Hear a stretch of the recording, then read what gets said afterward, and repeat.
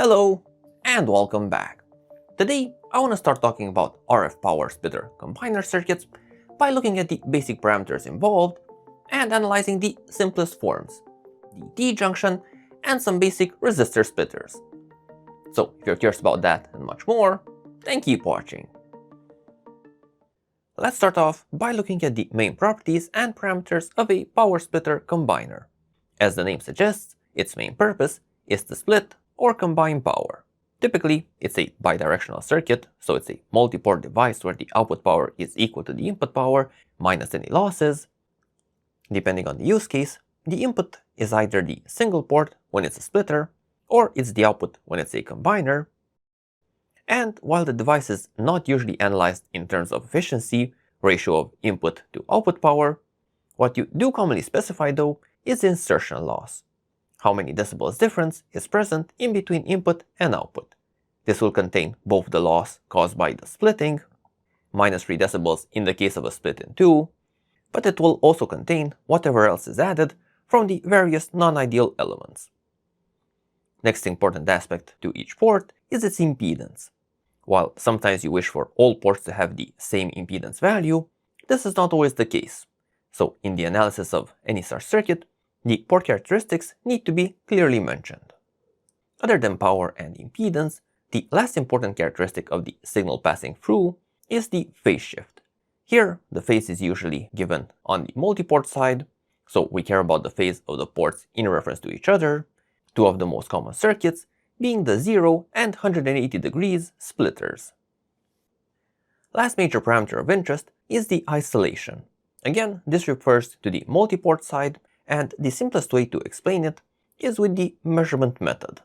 When a signal is injected into just one of the multi-ports, ideally it should all go to the other side. However, in reality, part of it will flow back to the other input port if there isn't another signal source in there. So the unwanted amount of signal that passes in between the ports refers to the isolation. While these terms and parameters may seem complicated, it's easiest to understand them when looking at some practical implementations. So let's start with that in the circuit simulator. The three main circuits I will be analyzing today are the T-junction and two resistor circuits, the Y and the delta splitters. These are all 3-port devices having one input and two output ports, and in general, the resistor dividers are built with all 3 resistors having equal values, with the exact value being calculated based on the port impedance. And since we're talking about impedance, as these circuits stand, the resistor circuits can be built with all ports having matched the same impedance, but for the simple T-junction, the input port impedance will be different from the output. Namely, it will be half when the two output port impedances are equal. So, to make the first verifications, I connected each circuit to an impedance-matched signal source, 50 ohms in all cases, and matching loads, 100 ohms for the T-junction and 50 ohms for the resistor circuits. The signal that I'm using is a 1 volt 1 kHz sine wave. So, if we quickly run the circuit, we can observe the input signal on all 3 circuits is exactly half of the initial signal, so it's 0.5 volts in amplitude, meaning that the signal source is impedance matched to the circuit. But if we also check the power, so all of our signal sources are producing about 2.5 milliwatts, but the power on the resistors, so first of all with the T-junction, it's 1.25 times 2, so 2.5, it's exactly the same as the power coming from the signal source, but with the other resistor circuits, the power is only 620 microwatts. So the total output power on 2 resistors is 1.25, only half of the input power. The other half being lost inside of the resistive splitter. So if we select the power on all 3 of these resistors and add it up, we get our missing power. So with the resistor splitter, half of the power gets delivered to the loads, half is lost inside of the circuit. So while the resistor divider does not excel in terms of power loss and efficiency, maybe it's better in other terms, like isolation. let's look at that next. So for this test, I have created the setup mentioned before. I terminated the input side with a matching impedance and replaced one of the loads with a signal source. To make the expression of the values easier, I used an AC source of value 2. So when this goes into a matching load, the reference is 0 decibels. Anyway, if we run the circuit and we check the resistor splitters and look at the unintended port and the signal that arrives here, we see that it's about -6 decibels. Not a great value of isolation. But more interestingly, this is also the same value of loss we get with the normal use case. And this does make sense when we look at the 3 ports of the resistor splitter and see that all of them are symmetrical. There is no dedicated input and output.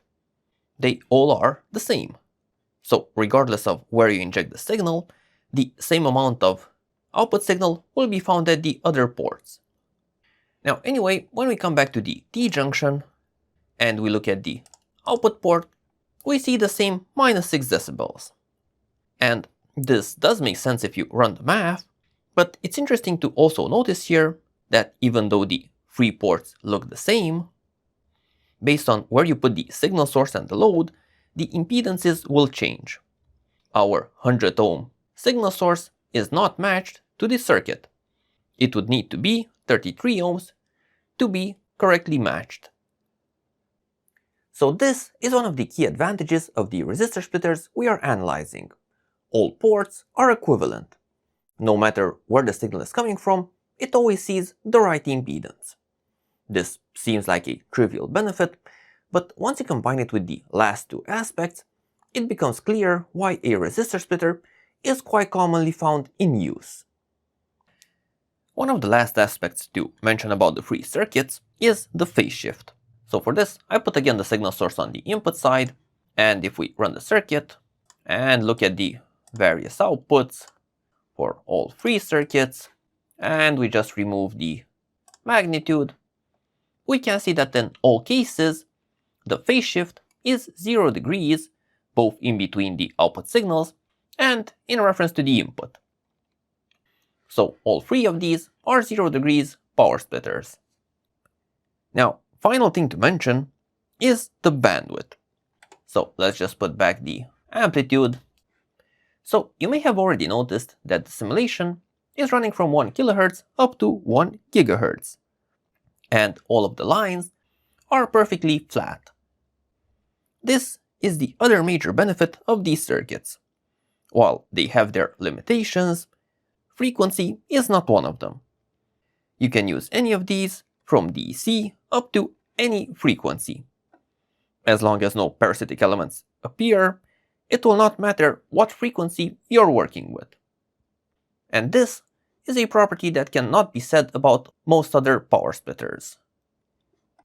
Now, while the T-junction is a simple circuit node, the resistor splitter can be implemented in multiple ways based on the exact goal. So lastly, let's take a look at a practical use case, which, even if it doesn't really highlight the classical power splitter scenario, still shows what sort of issues you can get with such a circuit when the impedance matching characteristics are not considered. So one specific circuit I worked on a bit is a signal generator for a time domain reflectometry measurement. The basic idea of this is that you send a sharp pulse down a transmission line, and if any impedance discontinuities are found, then a reflection occurs. Based on the time delay and magnitude, you can determine exactly where the discontinuity is and of what value. Now, you will find many implementations of a signal generator for this purpose, but the one most commonly cited online is a logic gate oscillator followed by a buffer, a series of resistors intended to increase the generator's impedance to 50 ohms, and then a T-junction with the test line on one side and the 50 ohm measurement equipment on the other. While this circuit works for most basic purposes, it does have a major flaw. If we recreate a simplified version of this in the simulator, so use a basic signal source with a 50 ohm output impedance and another 50 ohm resistor which represents our test equipment, and then add in a bit of 50 nanosecond long 50 ohm transmission line going into 10 ohms as our test circuit, the expectation here would be to see a flat signal representing the 50 ohm line, followed by a single transition corresponding to the change in impedance going into the 10 ohm resistor. Now, if we run the circuit and we check what arrives at the test equipment, well, we see the initial flat bit, but then we see about 3 more transitions. This would indicate 3 different impedance steps are being encountered. But that's not really the case. The main issue here is that the reflected signal coming back from the 10 ohm resistor goes through our transmission line, but then encounters a discontinuity in the T-junction. So going from the 50 ohm line, it ends up in a spot with 25 ohms of impedance, the generator in parallel with the measurement equipment, and this creates a reflection which goes back down the line, hitting the 10 ohms, and then it comes back again, and so on. So this is this periodic step we are seeing. And more crucially, this is not supposed to happen. Ideally, you want the returning wave to just go to the measurement equipment and stop there. But this is not really possible with the basic junction. Now, we can use our resistor splitter, say the one with 3 equal resistors equal to the port impedances, so all of them are 50 ohms. And with this circuit, when we look at what reaches the oscilloscope, we do get the expected result. We see a single transition, indicating that only 2 impedances are present in the test circuit. The signal amplitude is smaller than before, the resistor splitter does add in a bit of attenuation, but in this case, that doesn't really matter, since it's more important to get a correct measurement. Now, on the topic of time domain reflectometry, I did also find this other implementation, which uses only 2 50 ohm resistors. So here, using these components, you do ensure that the test port sees 50 ohms when the signal is coming back, and for this specific application, that is sufficient. So if we look at how this circuit behaves, we see the same single transition, and if we compare it to the previous circuit, we see that we are getting a smaller signal amplitude, but that's not really a problem, since the difference between the 2 thresholds is the same. But anyway, I just wanted to mention this circuit, since I found it really interesting, and well, it solves the problem with fewer components, so it's better. Now, just to verify the importance of the port impedance matching, I will test out the impact of using either the T-junction or the resistive splitter in the building of a TDR pulse generator. For this, I prepared 2 simple signal generator boards, one having the 2 resistor splitter and the other the basic T-junction. I mean, this also has space for the resistors, I just put a short over them. Anyway, there are some other small differences in between the boards, other than just the color, but none of them will really impact the observed result.